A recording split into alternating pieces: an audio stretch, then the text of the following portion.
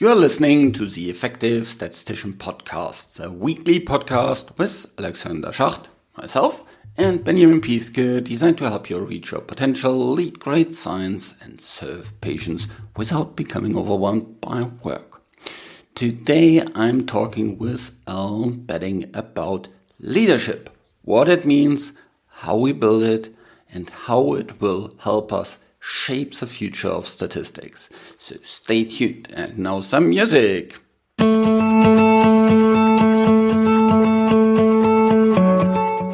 Leadership. It's a common topic, and I really enjoyed this discussion with Alun Bedding, who's an absolute expert in leadership as well. Leadership coaching, has a lot of experience and is also a stellar methodological statistician, leading the methods group at Roche. So stay tuned for this incredible discussion. There are a lot of books we are talking about. Check out the blog that corresponds to this episode to learn about all these. I can recommend all of them. There's one other thing that I can recommend, and that is our Winning with Words and Graphs Masterclass, in which you can learn to present effectively all your data. It includes both presentation skills and data visualization skills. Check out our homepage, The Effective Statistician, look for the courses that we offer and sign up for these slots. They're available all the time, and they really help you to become master presenter.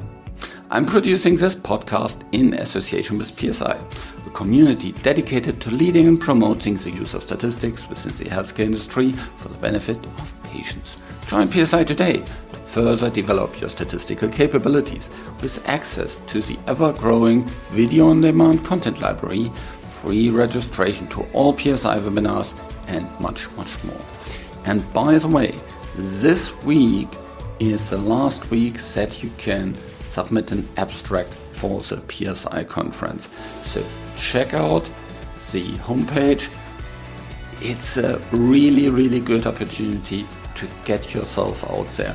And an abstract gives you a reduced price for the conference. It gives you a good argument to go to the conference in London in June next year.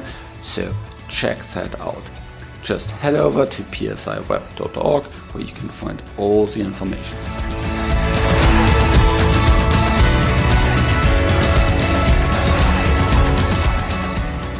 Welcome to another episode. Today I'm speaking with Alun. How are you doing? Good morning, Alexander. Yes, I'm very good, thank you. It's sunny here in the UK, and we're enjoying the hot weather. Yeah, awesome.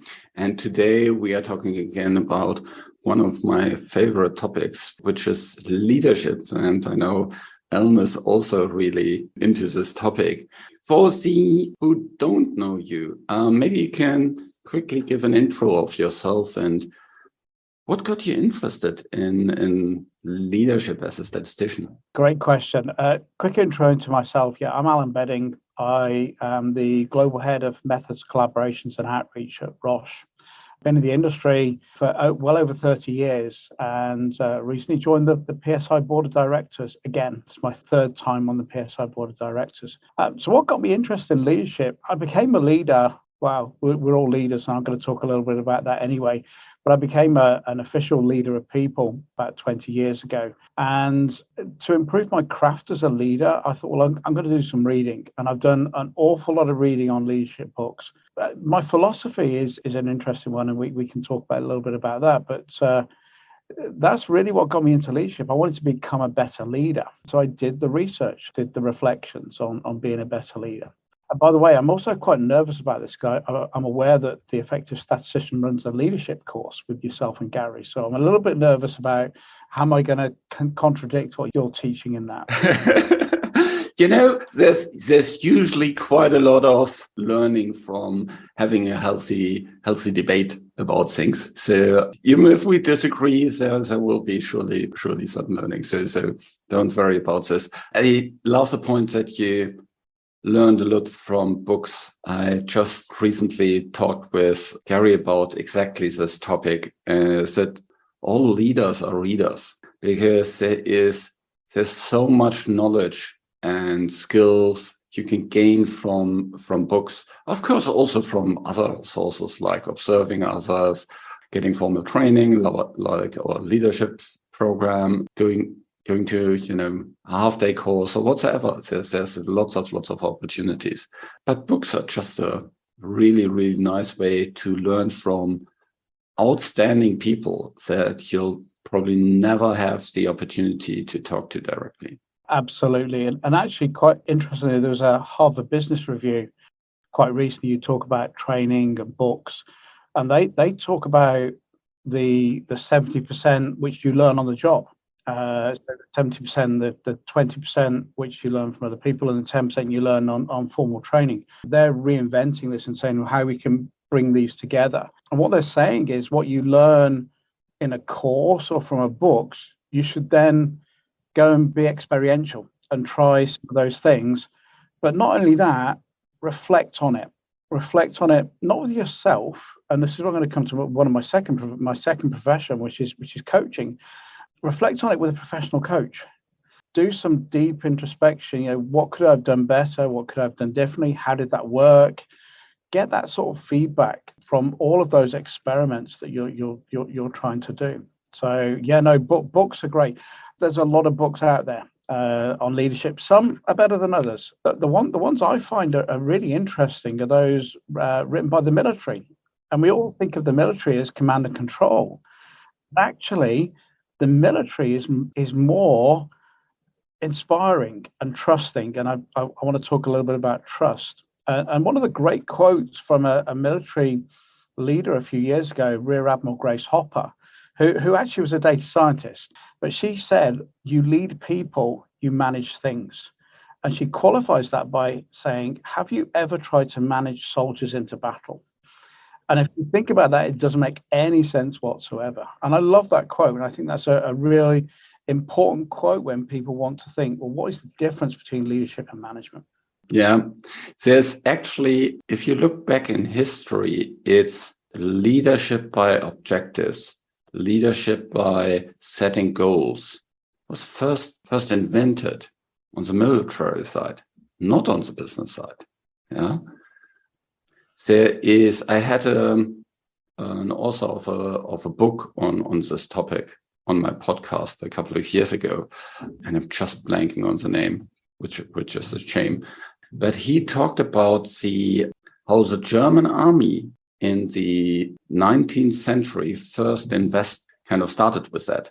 Yeah, they were seeing that it doesn't make a lot of sense to tell people you do first this, then that, then that, then that, because in reality you can never foresee what actually will happen.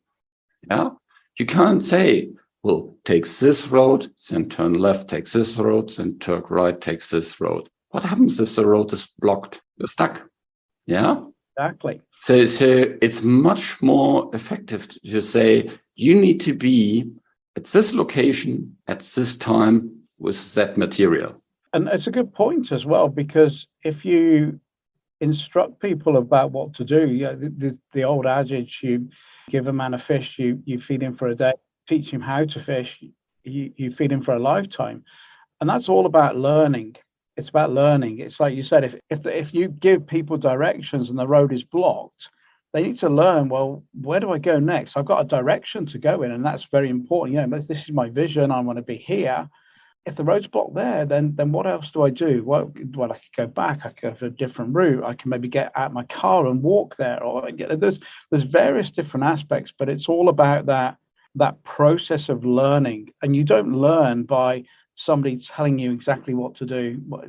Stephen Covey writes about the 7 habits. The first habit is to be proactive. And somebody telling you something of what to do is not being proactive. It's all about finding out for yourself and just getting that feedback from there. And I think that's how, as leaders, we develop our people. One of the most important things for as a leader is to develop the team we have.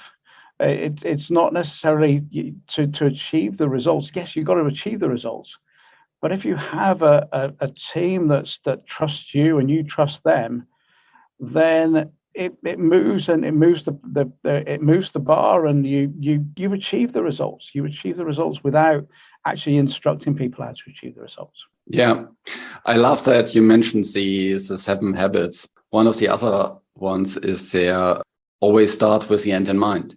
Yeah, and that is the same thing that we just talked about. It's kind of, what do you really want to achieve here? Why is that important? What's the background for it? What are the consequences for it? And this is so important in our world. Yeah, it's not just give someone a task and say, "Oh, could you please, provide this table?" Why is that important? What will you do with it? Because there will always be kind of things like, "Oh no, I need to program this table, and what happens if there's something weird in the data? Should I tell the other person that requested the table about it? Does it even matter or not?" Yeah. And that brings me back. You mentioned the why. That brings me back to another one of my favorite authors, Simon Sinek, who has written the book, "You Start With Why." Yeah. And that's everything we should be doing, particularly as leaders. We should start with the why. Why is this important? Why is this what we're doing? Because unless you've got that real why, the how and the what do not follow. You have to start with that why. Why do we exist in the first place?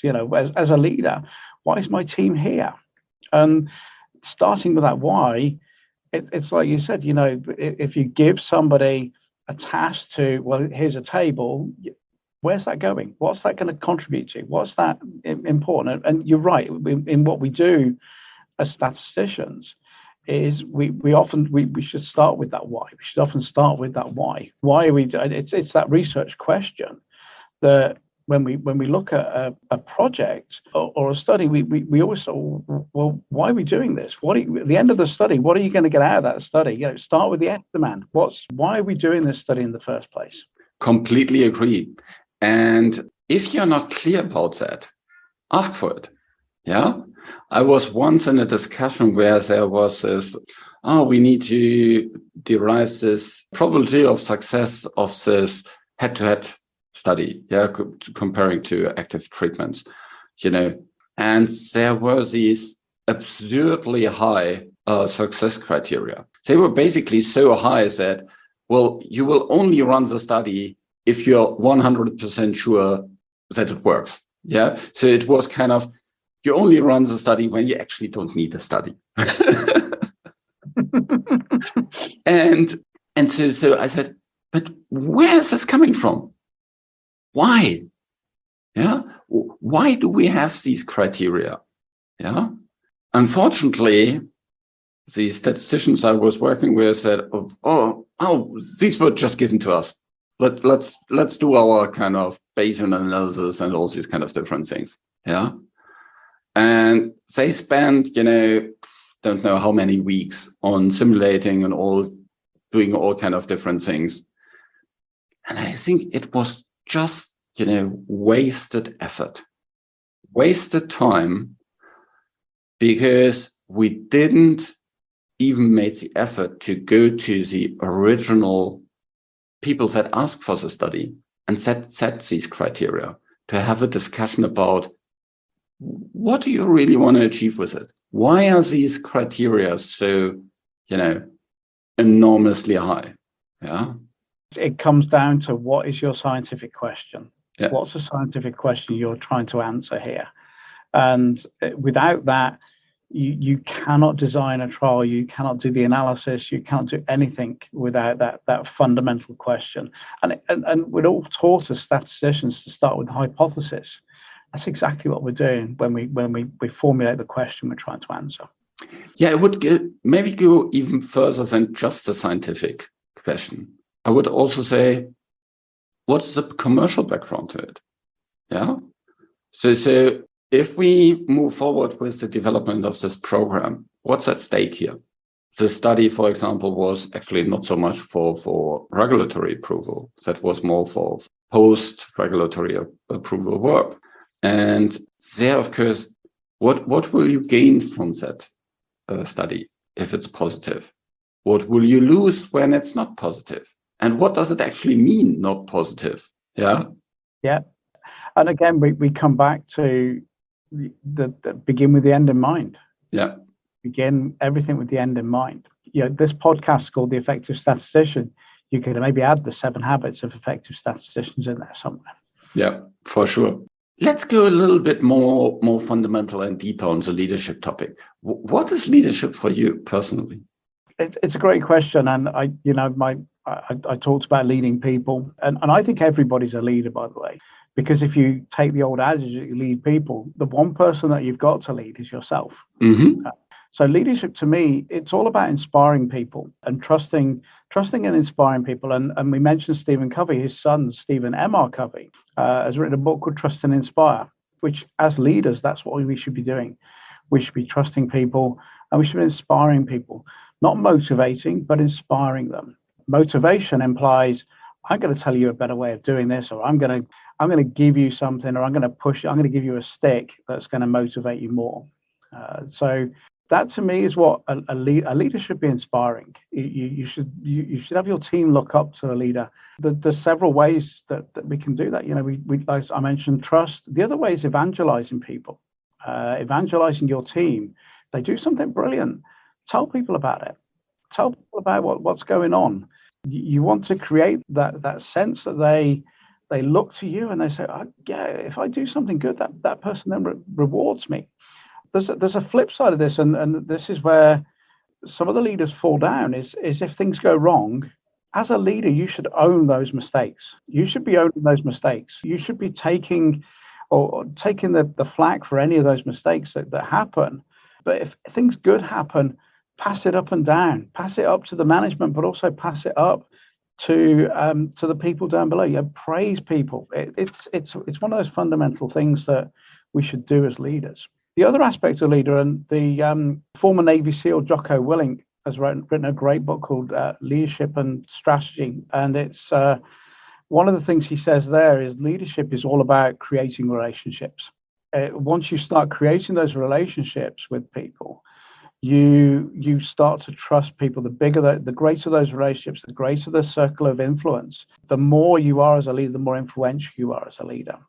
That's a long answer to a very short question, but you can get some of the ideas that are in there. Yeah, there's a couple of different things I could expand on. By the way, there's another Covey book, and I don't know who of the Covey wrote it. That's called The Speed of Trust. Yeah, that talks. Stephen M.R. Covey. That was his first book. That speaks why investing in trust is so helpful, because then everything moves faster, smoother, and just with better quality. And trust is really that is a fundament of any relationship. I talked earlier in this podcast, some other episode, I don't remember about, there's basically 3 sources of power or influence. There is the role power that you have, the kind of what we mentioned earlier, the command and control, the power that you have by your title, so to say.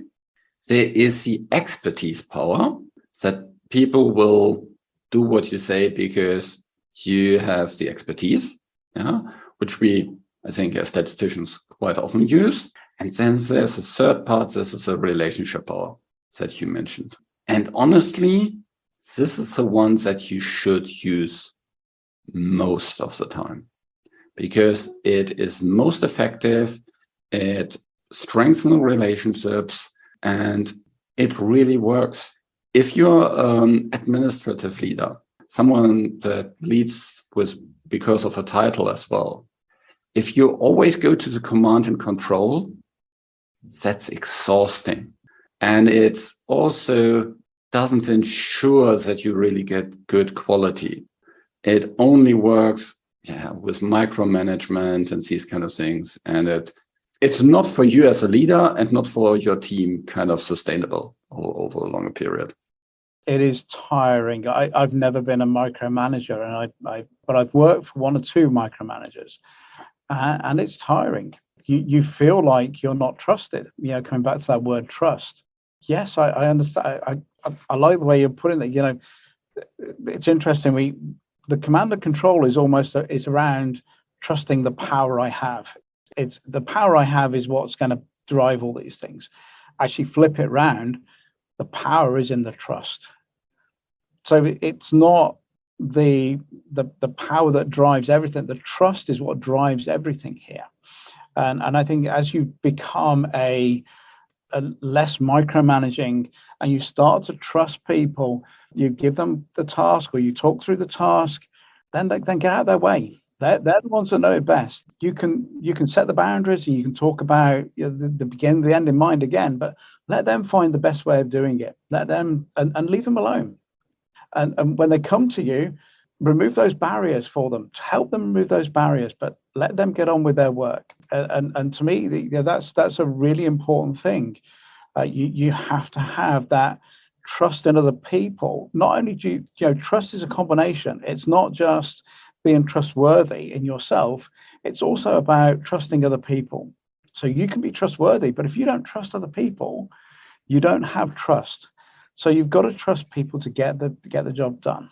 Yeah, I'm just thinking about sports scenes that I've read about recently. It's where Jürgen Klopp, Liverpool coach, a Liverpool manager, kind of sends a very young player first time on the field, I don't know, minute number 80 or something like this, and says, "Have fun.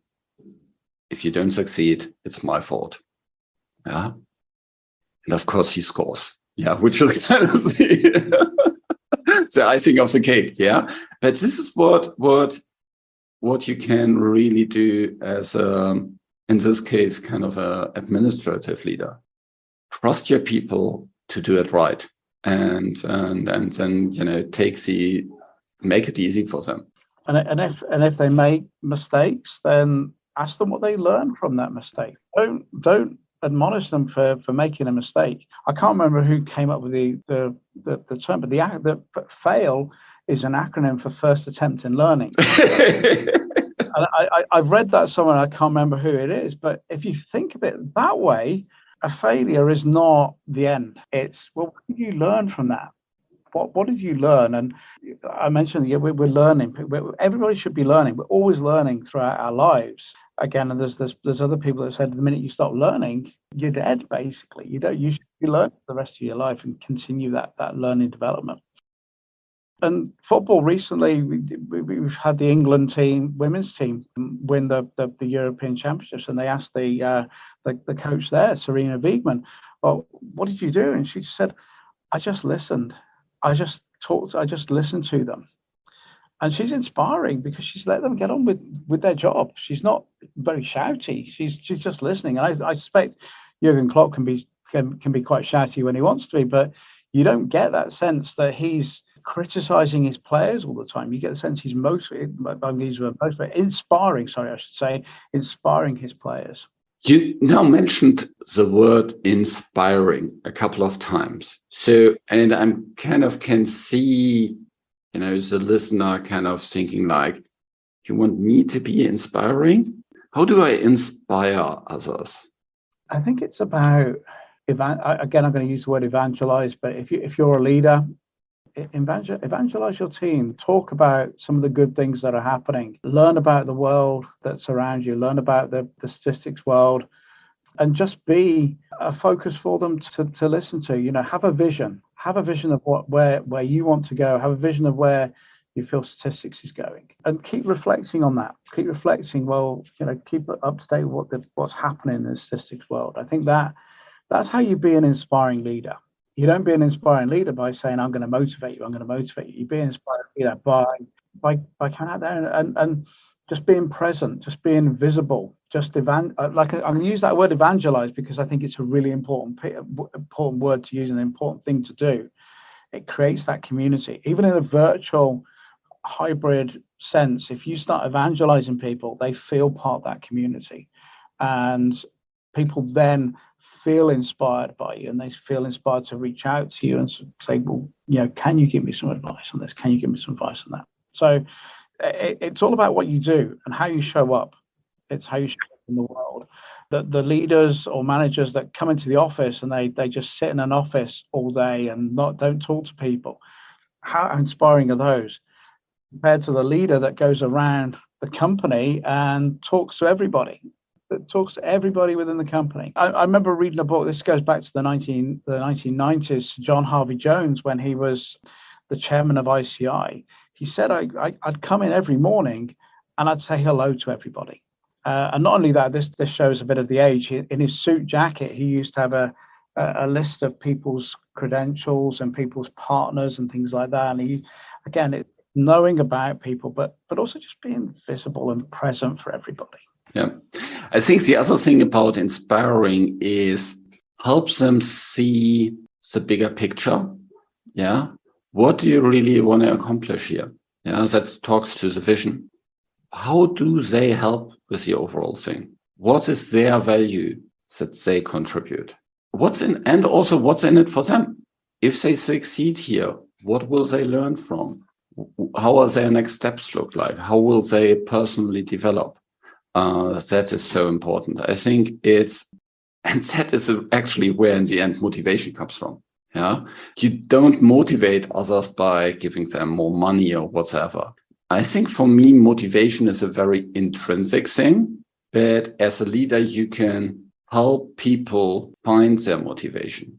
And by showing them kind of how it connects to the bigger picture, by giving them tasks where they can develop themselves, master their craft, and of course by letting them do it, and not just be kind of all the time on it. It's this purpose, mastery, and autonomy that Dan Pink always talks about. I think it's a brilliant kind of idea. And there's a number of things coming up there for me, which you just mentioned. Again, coming back to the 7 habits, you mentioned the begin with the end in mind. That's what the vision is. You mentioned what's a win for them, and we all should be looking out for win-win solutions. What's a win for me and a win for them? Again, like I say, it links back to the 7 habits. The other thing that's coming up for me there is what we learning coaching. When we're learning to be a coach, one of the things we're taught is that the person has the answers within them, and that's one of the background. One of the fulcrums of coaching is that the person you're coaching has the answer within them. And I think if you start with that premise that the person that you're talking to is creative, resourceful, and whole, and has that answer within them, then you can be more inspirational. You don't start off with "I know best." And again, this is one of the things that Jocko Willink talks about, is ask for advice. And he also says you don't know everything, and don't act like you know everything. Again, as a leader, you should never act like you know everything. Your team will find you out. They will find you out, and you'll look stupid once they do find you out. So never act like you know everything. And completely agree. That is honestly, I think that is the biggest mistake you can do as a leader, to think you know everything or you know a lot of things. Yeah. I very often ask, team members, what do you think about this? How should we do this? And well, you know how to do this. And I said, I know one way to do this. Exactly. And maybe you know a better way to do it. But if I say I want to do it this way, you'll not come up with your approach. Yeah. So I'm always interested in kind of learning your perspective. Yeah. And even though I might have one answer, it might not be the answer. Exactly. And it comes back to what we talked about earlier on. If somebody's going to a place and they meet an obstacle, well, my way might be to go that way through that obstacle. But what are the other ways to get there? So my way might come up with an obstacle. Well, then my way is no use. So And again, coming back to the 7 habits, seek first to understand, then be understood. Understand what people are wanting to do, and get them to own the problem. And then once they've come up with their solution, they've owned the problem. And you might think, well, that solution's great. That's a fantastic solution. You probably will. You then think to yourself, well, what have I learned here? And again, every conversation you have with your team, what have I learned here? That's another thing as a leader that you should always be thinking about. Yeah. So one thing that we wanted to cover in today's episode is how all this leadership links to the future of biostatistics. Can you expand a little bit on that one? That's a good question. It's one of the things I've been thinking about for a long time as we move away from command and control, is how do we become better leaders within statistics? And I think I've said this many, many times, that we're all leaders. We all should be thinking about what's the future of statistics. But I think people like myself can go out there and learn what's going on within our organization, within the pharmaceutical industry, within the statistics world. How do we bring those together? But not only just what I learned, but share things as well. We're having this podcast is going to be shared. And people may disagree with what I'm saying, but it's a learning thing. And I think that's what we should, this whole leadership piece is around where are we going within statistics? If we'd have taken statistics back 200 odd years, where would we have been? Even in my 30 years, we've gone from just looking at p-values to looking at confidence intervals. Again, let's look at what are the trends going forward in statistics. We hear a lot about machine learning, AI, data science. That's not to dismiss what's going on, the bread and butter statistics. We all need the bread and butter statistics. But what are the new things that are coming up? What's going to move the bar? And again, it's going to come back to begin with the end in mind. What are we trying to achieve by moving the bar? It's not just a question of moving the bar. Estimands is obviously the big thing at the moment, but that to me is that's current. Is there any new things going on estimands in the future? So I think as leaders, we can start to look at those trends. We can be visionaries, futuristic about things. It could be a case of testing those visions as well. If we see something, is there something we can learn? I like to look at other industries as well, and what are they doing in other industries? How statistics applied in various different industries, and is there something we can learn from that? So again, it's a long answer to a very short question, but I think it's multifaceted. I think leaders should try and be visionary. The VAC leadership, the visionary architect, catalyst coach. It starts with the vision. Again, it starts with the end in mind. It's the vision of where we want to be. And honestly, I think the future could not be brighter for us. Yeah. We have in all the different areas of the business more data than ever. Yeah. And everybody tries to make better decisions based on data across the business, whether that is in finance, in HR, in manufacturing, in sales, in marketing, all functions look into data. In my last company, I was doing data visualization training, and I had data visualization training for procurement and for HR and all kind of different areas. Yeah, our analytical skills, and I don't want to go into statistics versus data science discussion because I don't think that's specifically helpful. These are the things where we can have huge impact, and we can deliver value to the overall organization, and with that to patients in the end, because that's in the end what it's all about. It's helping patients. And I think we should be much more looking into how we can influence better decision making based on data across the organizations, because someone will do it anyway. Yeah. Someone will, create an Excel spreadsheet whatsoever. Yeah. I think we should connect into these areas. And that's where kind of building relationships, building networks, being a leader is so, so important, because in these areas, you can't command them to do it. Yeah. You don't have an SOP that you can say, well, by this SOP, you need to do it this way. You need to convince them. You need to invite them to do it the right way. Yeah.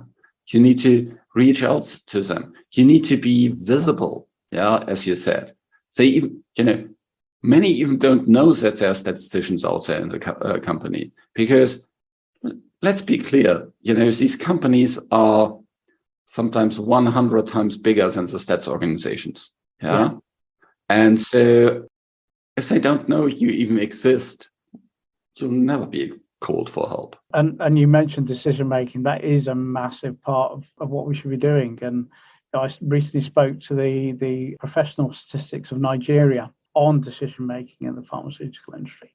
Because whether we like it or not, most of the time, statisticians are not the big decision makers within organizations. And we have to develop relationship with those decision makers to quantify how we're going to make the decision. It's not about the statistics being the overall, people don't look at the statistics and say, well, that is the decision. It's more about influencing that decision. You mentioned that influencing decision, putting some light on what's the risk if we go forward with this. So it's all about quantifying some of those things. Like I say, we can be the decision maker, but most of the time we're not the decision makers. So, but we can influence those decisions, and we can give people a more informed decision, and not just decision, but the risk of making that decision. I'd like to add one word to your sentence there. Many statisticians are not decision makers yet. That's a good point. Yeah. Why shouldn't statisticians be head of R&D? Why shouldn't statisticians be CEO? Yeah. At Lilly, a statistician climbed up to be the chief information officer, and that not just included IT, that it included also advanced analytics and these kind of areas. Yeah. So I think we should get rid of this kind of thinking that we'll always stay within our statistics area. And maybe, there's a couple of weird people that leave that area. Yeah. But why not? I think the only barrier that we have is there in our mind. And the other barrier that we have is in developing our leadership skills, because this is exactly what will bring us into these organizations and these higher spheres. And I love your aspect. Why not? Yeah, you're right. Within Lilly, somebody arrives that within Genentech, we've had statisticians reach higher positions as well. So absolutely right. Why not? And in fact, in our China product development, the lead is a statistician. So it is possible. We may have to, like you said, learn a few more leadership skills. We may have to get out of that mindset that we can never be those leaders. But there's no reason why we can't climb to those heights. Yeah.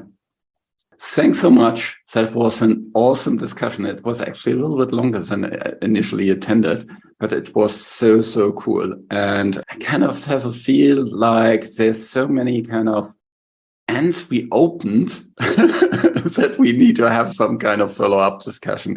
And for sure, we'll put a list of all the books that we mentioned into the show notes. There were quite a few that we connected, and all of them are actually really, really valuable for reading. And have a look into this. Thanks so much, Alun. Any kind of final point you would like to leave the listener with? My only point is, if you are becoming a leader, focus on trust. Focus on trust, being trustworthy and trusting. And focus on those two aspects, and you'll become a fantastic leader.